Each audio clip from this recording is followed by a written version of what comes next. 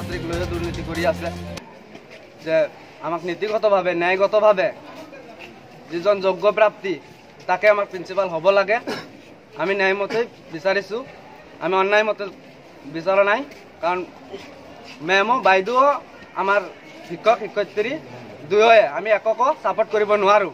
কাৰণ সেইটো আমি কলেজৰ ছাত্ৰ ছাত্ৰী একগোট হৈ এটা পৰিৱেশ হৈ আমাক সকলো সময়তে সকলো ঠাইতে সকলো বছৰ বছৰ ধৰি আমাক ইয়াত চলিবই লাগিব, মিলি থাকিবই লাগিব। গতিকে আমি ছাৰ বা বাইদেউৰ ওচৰত আমি এজনৰ ওপৰত আপোচ কৰিব নোৱাৰোঁ।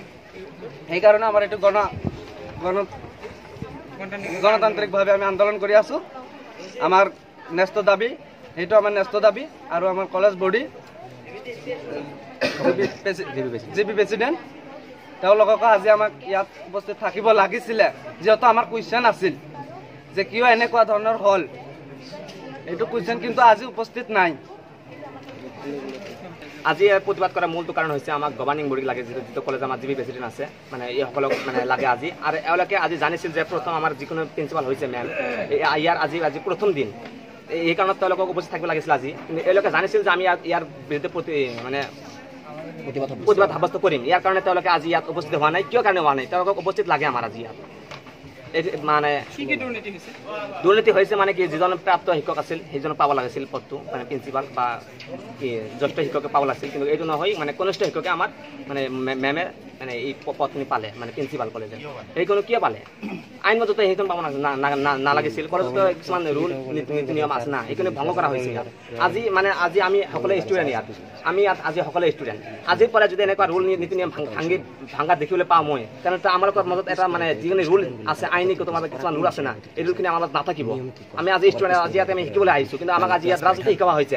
কলেজত কিছুমানে আছে ইয়াত ৰাজনীতি দল লৈ মানে ৰাজনীতি খেলিবলৈ আহে। এওঁলোকে সদায় সময়তে আমি আজি ইয়াত ওলাই আহিছোঁ, এই কাৰণে আমাক ন্যায় লাগে।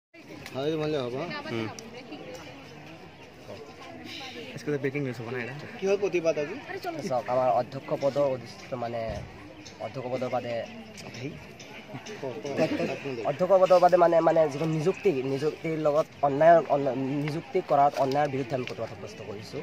আমাৰ নীতি নিয়ম মতে আমাৰ জ্যেষ্ঠজনকে আমাৰ অধ্যক্ষ হ'ব বিচাৰোঁ। মানে নীতি নিয়ম মতে জ্যেষ্ঠজনে আমাৰ অধ্যক্ষ হ'ব লাগে। কিন্তু পৰিচালনা সমিতিয়ে এইখন নীতি নিয়ম ভংগ কৰি কনিষ্ঠজনক মানে আমাৰ অধ্যক্ষ হিচাপে গঠন কৰি দিছে, নিযুক্তি দিছে। এইখন আমি নিন্দা আৰু প্ৰতিবাদ জনাইছোঁ, প্ৰতিবাদ সাব্যস্ত কৰিছোঁ। চাওক, আমি এতিয়া ছাত্ৰ, ভৱিষ্যত সময়ত আমি ভাৰতবৰ্ষৰ বাবে বহুতো আমি বহুতো পদত আমাৰ মাজৰ পৰাই বহুতো পদৰ মধ্যে অধিষ্ঠিত হ'ব, বহুতো কাৰ্যক্ৰমত জড়িত হৈ যাব। চাওক, আমি ইয়াতে শিক্ষা গ্ৰহণ কৰিব আহিছোঁ। ইয়াতে যদি আমাৰ পৰিচালনা সমিতিয়ে যেনেদৰে নিয়ম নীতি ভংগ কৰি আছে, এইখনত আমি বহুতে হয়তো এইখনো গ্ৰহণ কৰি ল'ব, নিয়ম নীতি ভৱিষ্যতেও নিয়ম নীতি ভংগ কৰিব পাৰে। এইখন নিয়ম নীতি ভাবুকি সৃষ্টি যাতে নকৰে, আমি ইয়াৰে মানে অনুৰোধ আৰু আশা কৰিছোঁ যেনে ভৱিষ্যতত এনেদৰে নিয়ম নীতি ভংগ নকৰে। আৰু জ্যেষ্ঠ মানে নিয়ম নীতি মতে ডিপিআৰ নিয়ম নীতি মতে আমাৰ মানে জ্যেষ্ঠজনে আমাৰ মানে অধ্যক্ষ পদৰ মানে নিযুক্তি দিব লাগে। আমাক এইখনে আমি কামনা কৰিছোঁ।